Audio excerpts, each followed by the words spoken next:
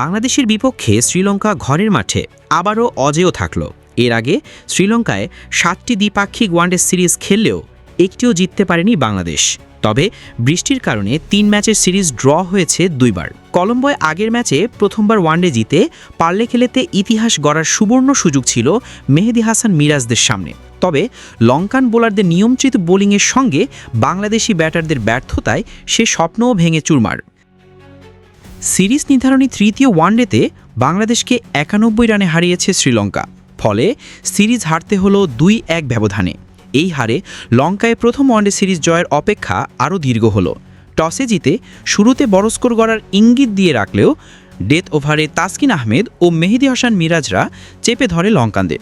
শেষ পর্যন্ত শ্রীলঙ্কার ইনিংস থেমেছে 285 রানে। 286 রানের কঠিন লক্ষ্যে খেলতে নেমে বাংলাদেশ খেই হারায় পাওয়ার প্লেতেই।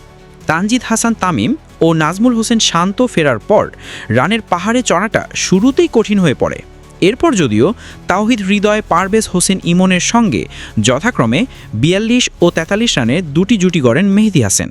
এই জুটি ভাঙার পরেই মূলত খেই হারিয়ে ফেলে বাংলাদেশ। টানা 3 ম্যাচেই নির্ধারিত ওভারের আগেই অল আউট হতে হয়েছে বাংলাদেশ দলকে। দ্বিতীয় ম্যাচে জিতলেও ব্যাটিং ব্যর্থতায় প্রথম ও শেষ ম্যাচ হারতে হলো বাংলাদেশকে।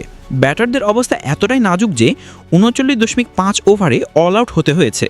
দেশের অন্যতম সেরা ব্যাটিং কোচ মোহাম্মদ সালাউদ্দিনকে দায়িত্ব দিয়েও ব্যাটিংয়ে উন্নতির কোনো ছাপ নেই, বরং তার নিয়োগের পর থেকেই ব্যাটিং লাইন আপে দুর্বলতার ছাপ আরও প্রকট। এক ম্যাচে ভালো, পরের কয়েকটিতে ধস। এই ধারাবাহিকতায় তৈরি হচ্ছে ব্যর্থতার দীর্ঘ তালিকা। সর্বশেষ উদাহরণ মঙ্গলবারের ম্যাচ, যেখানে বাংলাদেশ গুটিয়ে যায় মাত্র 186 রানে। ব্যাটারদের মধ্যে শুধু হৃদয় একাই লড়ে করেছেন সর্বোচ্চ 51 রান। 50 ওভারের ফরম্যাটে ধারাবাহিকভাবে ভালো খেলা দলের এমন ভেঙে পড়া অবস্থা এখন রীতিমতো হতাশাজনক। এর আগে টসে জিতে ব্যাটিংয়ে দারুণ শুরু পায় শ্রীলঙ্কা। আগের 2 ওয়ানডের মতো এদিনও ডেথ ওভারে দারুণভাবে ফিরে আসে বাংলাদেশের বোলাররা। শুরুতে বড় স্কোরের ইঙ্গিত দিলেও শেষ পর্যন্ত শ্রীলঙ্কার ইনিংস থেমেছে 285 রানে। 46.5 ওভারে 7 উইকেট হারিয়ে লঙ্কানদের সংগ্রহ ছিল 241 রান। তখনও চোখে ছিল 300 ছুঁয়ে ফেলার স্বপ্ন। কিন্তু শেষ 41 বলে মাত্র 44 রান তুলেই লঙ্কানরা হারিয়ে ফেলে বাকি 4 উইকেট। তবে লঙ্কানদের স্কোরকে এত দূরে নিয়ে যাওয়ার পিছনে মূল কৃতিত্ব কুশল মেন্ডিসের।